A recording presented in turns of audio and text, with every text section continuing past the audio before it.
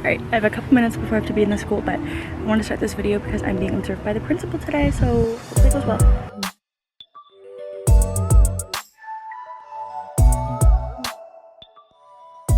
Hello everyone, just finished school for the day. Sorry about this lighting here, but you know, whatever. That was the day. Principal came to observe my lesson. I think it went pretty well. So the period I was going to teach was a 40-minute math lesson about like telling time, elapsed time problems. And the principal didn't join the call until 10 minutes into the class. So that's like a quarter of my teaching time there. But I still was able to make some adjustments, get through the lesson a bit quicker. So yeah, I sent her an email afterwards, just following up, asking for feedback, in hopes of being able to use her as a reference. So hopefully she thought the lesson went well also. But yeah, so last year I didn't ask for a principal recommendation, which kind of missed out on that a little, but this year my associate teacher brought it up first and she really encouraged me to go speak to the principal to set up this observation time. So I'm really grateful for her, because otherwise my anxiety, I just don't think I would have gotten the courage to do that. So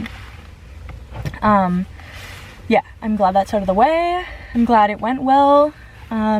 We'll see what her follow-up response is like, what her feedback is like, but I will keep you guys posted with that.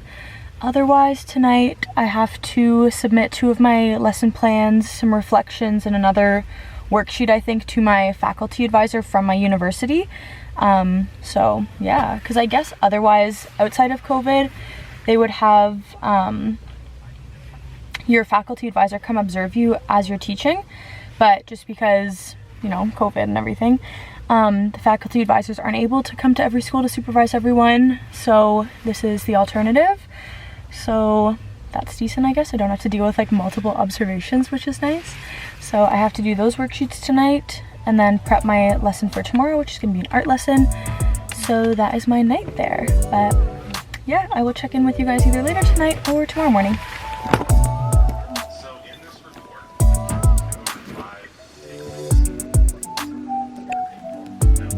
by very advanced military systems and radar and infrared sensors. So we know that of all of those, the report did not even include the words extraterrestrial at all. Okay, good morning everyone. It is Tuesday morning and I'm about to head off to the school. I don't teach until the afternoon block, so it's just gonna be a chill morning, me sitting there working on my lessons for tomorrow and whatnot. But yeah, I'm going to head off to the school now and I will check in with you guys probably after school. So I'll see you guys then. Alright, hello everyone. Just finished the school day. Just taught an art lesson. It went pretty well. But yeah, I'm just gonna go drive home now. I will show you guys the lesson I taught yesterday and maybe a bit of the art lesson from today if anyone's curious about that. But yeah, I was in communication with the principal today since she observed my lesson yesterday. So she was saying we can set up a time for her to give me feedback, which should be pretty good, hopefully. She seemed pretty nice afterwards, so I think it'll be pretty good. But yeah, I submitted those lesson plans and reflections and observations to my faculty advisor yesterday. So I did that, that's out of the way, and then kind of planned for tomorrow. Still have to finish that lesson up for sure, because it really depended on how much we got through today for math. So I have that, and then teach Thursday, Friday. I'm still only teaching 50% this week, and then next week, which is the 5th week and last week of my placement here, I will be teaching 75% of the day. So that should be pretty interesting, teaching like more than one period. So yeah, I will catch up with you guys in a bit when I get home. And hello everyone, welcome back. I don't know why I'm saying that in the middle of the video, but I just got Taco Bell and did a little grocery shopping, and I'm just gonna sit here, eat the Taco Bell, and talk to you guys. So it is Wednesday after school. It's been a pretty chill week so far. Today I taught math in the morning, And at my school, there's a couple teachers who weren't able to come into school today and they couldn't get coverage for them, so the morning was a bit hectic, so we couldn't get our prep period. But I guess that's just something I'll have to get used to. I'm sure it's not uncommon. So I ended up teaching the full morning block of math, which was pretty good. And tomorrow I teach dance and drama for the first time. So my teacher sent me this remote package for teaching dance, so I will pretty much just be copy and pasting from that. So I'm not too worried. I don't have to do like too much prep for that, essentially. This is like a whole setup to eat in my car. It's relatively new, so I don't want to get it dirty.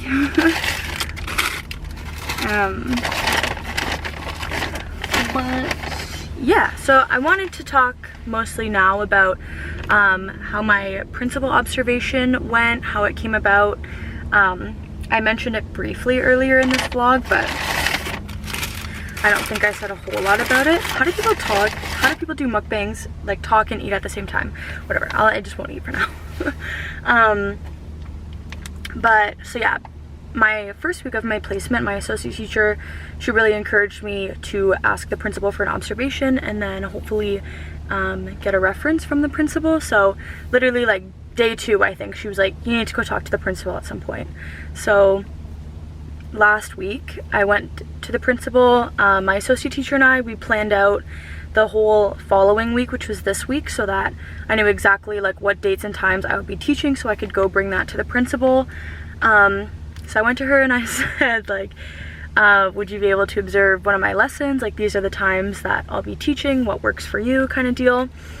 And then yeah, she just chose a date that worked for her. And so right now I'm teaching remote, but from a classroom, so she was just gonna join remotely. So yeah, that's basically the process of how I went about asking the principal. And then so she came on the call for my lesson, which was on Monday morning. She was about like 5 to 10 minutes late, which I think I mentioned already earlier in this video, but yeah, that kind of threw me off a little, but I'm sure she'll understand if the lesson was a little weirdly paced, because a quarter of the lesson time was I had to rush through, but I think it'll be okay. And then I followed up with an email just saying, thanks for taking the time to observe my lesson. I would love to hear your feedback. And I gave her the option of like setting up a time in person to talk about feedback, or she could just reply to the email with her feedback. I just wanted to make it easier for her and be considerate of her time. And she replied saying she was intrigued by remote learning and all the resources you have to use for remote teaching, and that she would schedule a time for us to talk about the feedback. So that we were talking about yesterday on Tuesday, just emailing back and forth. And today, still didn't hear back from her in terms of like setting up a time to talk about feedback, because she said she would do it over on Microsoft Teams. But again, it was really busy this morning, so I think that factored in. So yeah, we haven't set a time for the feedback, but this morning was pretty hectic around the school, so I don't blame her for not being able to email me back. But yeah, so that feedback session is gonna happen soon, and then after the feedback, assuming it goes well, then I'll somehow ask her to be a reference. I'm gonna like ask my associate teacher how I should do that, but yeah, that was basically my process of asking the principal to observe.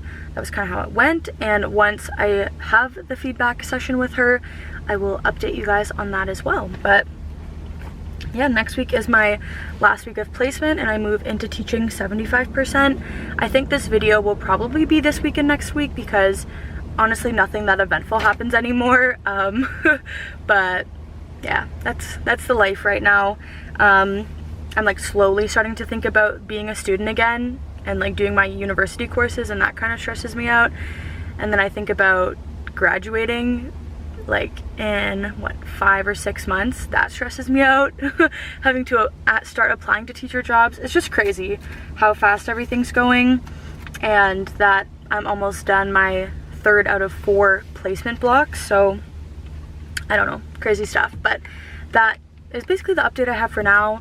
I know I said I would go through the 2 lessons that I've taught so far this week. I still might tonight, but yeah, I just don't really vlog anywhere else other than my car, so that explains that. But for those that want to see them, if anyone wants to see them, I will show them to you guys. But yeah, I'm gonna go ahead and eat my food now, and I'll check in with you guys later.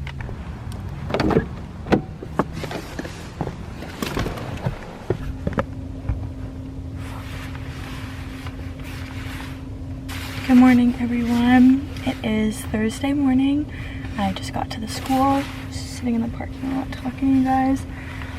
But I'm pretty tired today. It's a really gloomy day out. It's just like cloudy, dark, so yeah.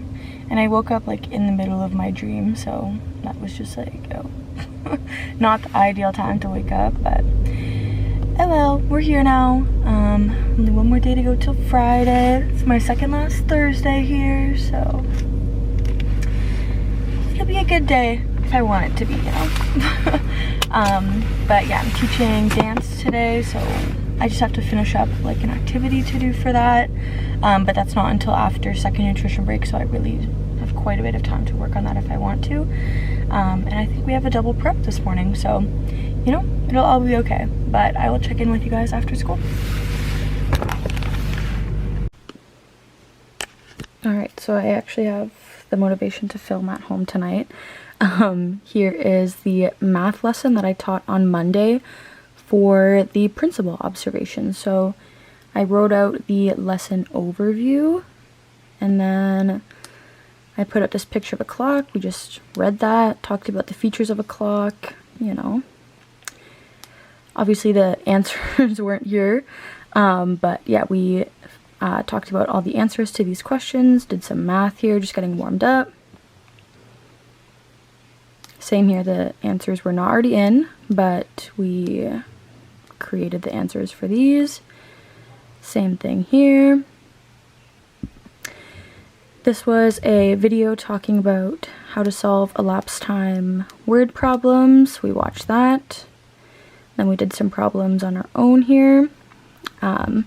This was a timeline that we used to help solve some of them. Did some more questions, another timeline here.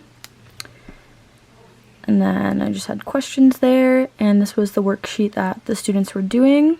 I don't know if you can read that really. I just put the answers to the worksheet in here for when I had to grade it.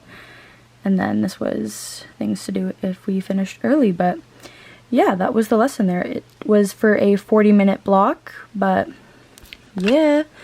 Let me know if you have any questions about it. For the worksheet, the students in our board use OneNote. I think they also use the Hub, but not for our class, or we use the site Teacher Made as well to give out digital worksheets, but that was the math one. And here is the art lesson that I taught on Tuesday. We always start the afternoon block with a workout, so we did that workout. Start every art class with a mystery drawing. These are pretty fun. The kids really like these. We talked about elements and principles of art. For grade 4 in our curriculum, the principle of design they focus on is emphasis, so we just reviewed that. These were some brainstorming points that the students came up with. This was the same slide that I used last week, so just the definition and some examples. And then this was the picture to kind of cue them into the art lesson here. Forrest Gump was my favorite movie, and none of them knew of Forrest Gump at all, so that was a little horrifying, but you know, that's just what happens, I guess. You just get older and, you know, the kids don't know anything that you know. And so this lesson was themed around shoes. So we had this shoe history video. This is like a 10-minute video, so took up a good chunk of the lesson. There's a shoe museum here in Toronto, so relatively close to where I teach, but so yeah, we talked about that shoe museum.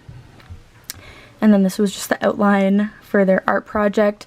With teaching art remotely, the students aren't expected to have any art like utensils at home, so we have to be pretty loose with the types of projects we can provide them, but we do have a digital platform called, I think it's called Sketchpad, that some of the students use. This was just like a brainstorming thing, some examples, and then I provided them videos with how to draw shoes because, again, I don't think a lot of us know how to draw a shoe off the top of our head, so I had those for them. And then I had a bouquet. This is kind of like Kahoot, but for kids, so I just have, they really enjoy it, so I always have one ready to go if we finish early. But yeah, that was the art lesson, and this was for like a 2-hour block, so it did take that time because they were mostly just working on their shoe art and then just showing it to the class, so that was a pretty good lesson as well. And then the other lesson I taught this week was another math lesson. These expectations were just for me that I put in here, just so I knew what to center the lesson around. But these were the grade 4 expectations in here.